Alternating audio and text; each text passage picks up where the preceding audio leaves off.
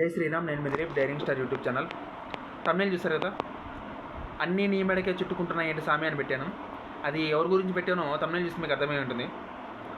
అసలు అల్లు అర్జున్ గారు ఆయన చేసే పనులు కాంట్రవర్సీ అవుతున్నాయో లేకపోతే కాంట్రవర్సీ అయ్యే పనులు ఆయన చేస్తాడో అర్థం కాదు.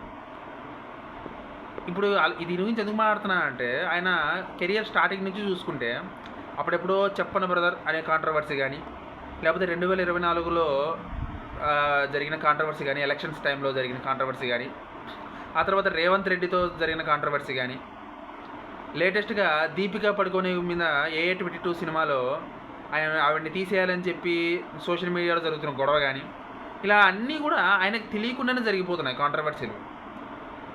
2024 ఎలక్షన్స్లో వాళ్ళ మామయ్యను ఓడించాలనే ఉద్దేశంతో ఆయన ఏమి వైసీపీ అభ్యర్థులు సపోర్ట్ చేయలేదు.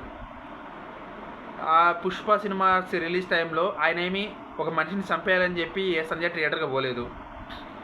కానీ అలా ఆయన అనుకోకుండా చేసినా సరే అవన్నీ ఆయన మీదకు చుట్టుకున్నాయి. దానివల్ల ఆయన అరెస్ట్ కూడా అయ్యాడు. ఇప్పుడేమో AA22 సినిమా మీద ఈ కాంట్రవర్సీ అయితే రన్ అవుతుంది. మరి ఇప్పుడు ఏం చేస్తారో చూడాలి. తనని తీసేస్తే మంచిది అనుకుంటున్నాను. ఎందుకంటే ఆ బాలీవుడ్ వాళ్ళకి బలుపు ఎక్కువైంది కాబట్టి తీసేస్తేనే మంచిది నాకు తెలిసి. ఆయన ఏం చేస్తారో చూడాలి. మరి ఆ సినిమా వాళ్ళు ఏం చేస్తారో. జై హింద్.